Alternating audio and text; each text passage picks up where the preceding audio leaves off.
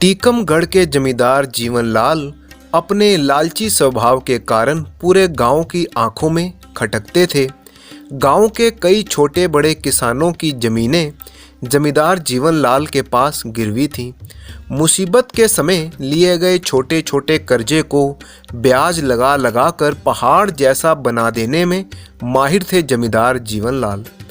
उनके मन में दया धर्म जैसी कोई चीज़ नहीं थी। एक बार जो किसान उनसे ब्याज पर रकम ले लेता तो फिर सारी जिंदगी अपने ही खेतों पर बंधुआ मजदूर की तरह काम करता और फिर भी उसका कर्जा पूरा नहीं होता। जीवनलाल की एक संतान थी, उसका 10 साल का बेटा रघुनंदन। सब लोग प्यार से उसे रघु कहकर बुलाते थे। जीवनलाल के सूद के चक्रव्यूह में फंसे हुए किसानों में से एक था पुरुषोत्तम। पुरुषोत्तम रात दिन जमींदार के खेतों में बंधुआ की तरह काम करता और मजदूरी के नाम पर उसके हाथ खाली ही रहते। पुरुषोत्तम का एक जवान बेटा था मनोहर। मनोहर अक्सर अपने पिता को जमींदार के खेतों में काम करते देखता तो उसका खून खौलने लगता। दिन बीतते बीतते पुरुषोत्तम की तबीयत खराब रहने लगी। एक तो गरीबी की मार के कारण उसके शरीर को पूरी खुराक नहीं मिल रही थी, ऊपर से दिन रात मेहनत और साहूकार के कर्ज की चिंता, इन सब ने मिलकर अंदर ही अंदर से पुरुषोत्तम के शरीर को दीमक की तरह चाट लिया।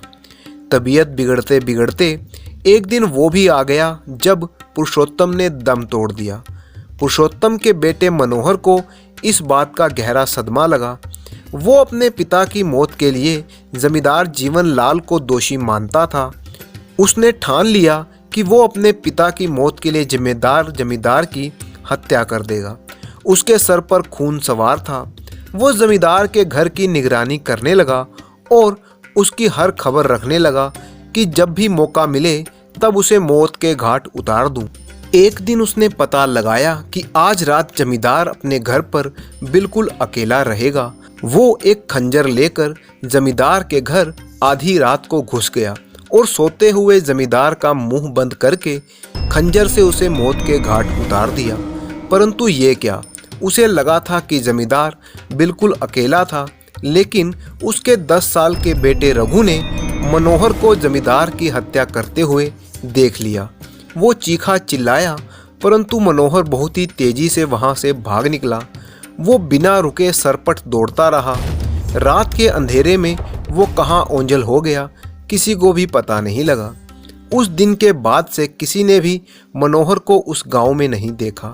इधर जमींदार जीवनलाल का 10 साल का बेटा अपने पिता की मौत अपनी आंखों के सामने देख चुका था। वो बहुत ही ज़्यादा सदमे में था। उसकी माँ नहीं थी तो उसकी काकी ने ही उसकी देखभाल करना शुरू किया। जैसे जैसे वो बड़ा होने लगा उसके अंदर पिता की मौत का बदला लेने की भावना और भी ज़्यादा मजबूत होने लगी। उसने मनोहर की काफ़ी खोजबीन की, परंतु कोई फ़ायदा ना हुआ। समय अपनी गति से गुजरता गया। अब रघु 25-30 साल का एक जवान लड़का था। वो जमींदारी संभालता, परंतु अपने पिता की तरह बेईमान नहीं था। गांव में उसकी इज्जत मान थी, लेकिन उसका मन हमेशा अशांत रहता और रह रहकर अपने पिता की याद आती और उसकी बदले की भावना हमेशा उसे बेचैन कर देती। रघु की काकी अक्सर उसे समझाती, बेटा अब पुरानी बातों को भूल जाओ, परंतु रघु पर इन बातों का कोई असर नहीं होता। रघु की काकी रघु के मन को शांत करने के लिए कई साधु महात्माओं और फकीरों के पास जाती। कोई उसे ताबीज़ देता तो कोई अंगूठी पहनाने की सलाह देता, परंतु इन सब का कोई भी फायदा ना हुआ। कुछ दिनों बाद काकी को पता लगा कि गांव में कोई बहुत ही पहुँचे हुए संत महात्मा आए हैं और सारे गांव वाले उनके पास अपनी समस्याएं लेकर पहुंच रहे हैं। साधु देखने में बहुत ही सीधा साधा और सरल था। लोग उसके पास अपनी समस्याएं लेकर आते तो वो सबको एक ही बात कहता कि भगवान तुम्हारा भला करेगा, उस पर भरोसा रखो। वो किसी को कोई झूठा दिलासा नहीं देता। धीरे धीरे लोगों की भीड़ बढ़ती ही जा रही थी। वो किसी से कोई भी भेंट नहीं लेता, कोई दान नहीं लेता। अगर कोई अपनी मर्जी से दान दे भी दे तो उस दान के पैसे को गरीब लोगों को खाना खिलाने और वस्त्र बांटने में लगा देता था। काकी ने भी कई बार उस साधु से मिलना चाहा, परंतु मौका ही नहीं मिल पा रहा था। साधु को वहां पर रुके हुए 1 महीना बीत चुका। साधु बाबा की सादगी और उसकी सरलता के चर्चे आसपास के गांव में भी खूब फैल गए। दूसरे गांव के लोग दूर दूर से बाबा के दर्शन करने आने लगे। इसी बीच एक अजीब सी बीमारी गांव में फैलने लगी। लोग बीमार होने लगे और वैद्य के पास भी उसका कोई इलाज नहीं हो पा रहा था। तब कुछ ढोंगी लोगों ने, जो बाबा से ईर्ष्या करते थे, उन्होंने ये अफवाह फैला दी कि अगर साधु बाबा 21 दिन तक उपवास रखें, वो भी बिना पानी और बिना कुछ भी खाए, तो ये बीमारी भगवान की कृपा से बिल्कुल ठीक हो जाएगी। गांव के कुछ लोग ये बात लेकर साधु बाबा के पास पहुंचे। हालांकि बाबा ने उन्हें समझाया कि मेरे भूखे रहने से बीमारी का कोई भी संबंध नहीं है, परंतु गांव वालों को पूरा विश्वास हो चुका था कि बाबा 21 दिन तक उपवास करेंगे तो ये बीमारी खत्म हो जाएगी। लोगों की श्रद्धा के आगे बाबा ना नहीं कर सके। उन्होंने सोचा कि जो भी ऊपर वाले की मर्जी होगी देखा जाएगा। बाबा का 21 दिन का बिना पानी और बिना खाने का उपवास शुरू हो गया। इसी बीच लोग भी अपनी समस्याएं लेकर बाबा के पास आते रहते।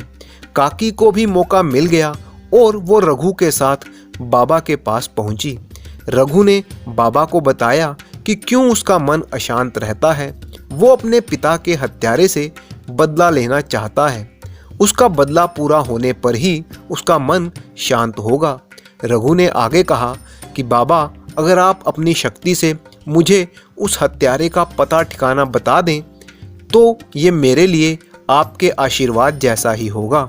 साधु बाबा ने कहा, ठीक है बेटा, तुम कल आना। कल मेरे उपवास का 16वां दिन है। मैं जरूर तुम्हारी ये इच्छा पूरी करूंगा।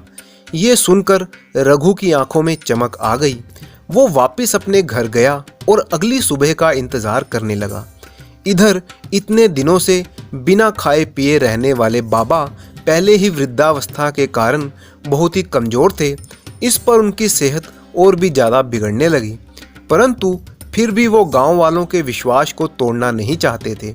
अगले दिन रघु काकी के साथ फिर से बाबा की कुटिया में पहुंच गया।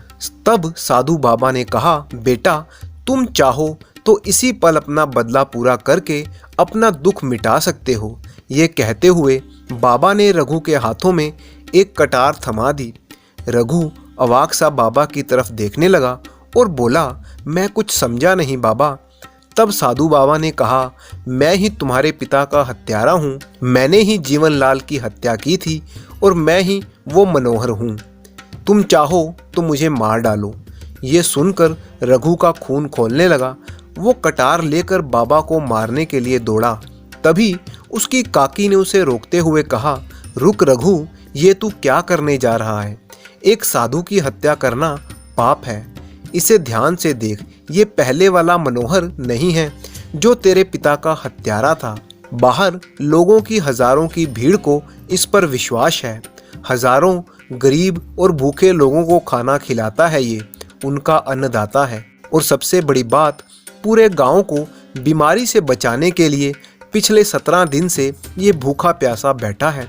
इसकी हालत देखकर लगता है कि शायद 21वें दिन तक ये जीवित भी ना रह पाए। काकी की बातें सुनकर रघु एक पल रुका और सोचने लगा कि काकी बिल्कुल सही कह रही है। ये अब पहले वाला हत्यारा मनोहर नहीं है। उसने कटार फेंक दी। तब बाबा ने कहा, रघु, यह सच है कि मैंने तेरे पिता की हत्या की थी, क्योंकि मेरे सर पर भी वही खून सवार था जो कुछ देर पहले तेरे सर पर था। परंतु उसके बाद मैं छिपता छिपाता गांव-गांव घूमता रहा। पकड़े जाने के डर से ना जाने कहां-कहां जंगलों में फिरता रहा। मेरा मन अशांत रहने लगा। फिर एक दिन मैं एक संत की शरण में गया और उन्हीं के साथ रहने लगा। मैं कोई विद्या नहीं जानता, कोई चमत्कार नहीं जानता, ना ही आज तक मैंने ऐसा कोई दावा किया है। ये गांव वालों की श्रद्धा है जिसके कारण मैं 21 दिन के उपवास पर बैठा हूँ। ये कहते कहते बाबा की आंखों में से आंसू बहने लगे। उसने आगे कहा, मैं पहले से ही जानता था कि मैं उसी गांव में जा रहा हूँ जहां मैंने हत्या की थी, और मुझे ये भी अंदेशा था कि तू मेरे तक जरूर पहुंच जाएगा, परंतु अब मुझे मौत का भी कोई डर नहीं है। इसके बाद रघु ने मनोहर को मारने का ख्याल छोड़ दिया। अब उसका मन शांत हो चुका था। साधु बाबा का 21 दिन का उपवास पूरा होते होते उनकी तबीयत इतनी ज़्यादा खराब हो गई कि 21वें दिन उनकी मौत हो गई, और साथ ही गांव में वो फैली बीमारी का भी अंत हो गया। और इधर जमींदार के बेटे रघु का मन अब बिल्कुल शांत हो चुका था। उसे समझ में आ चुका था कि सजा देने से ज़्यादा बड़ा क्षमा करने वाला होता है। Thank you for watching.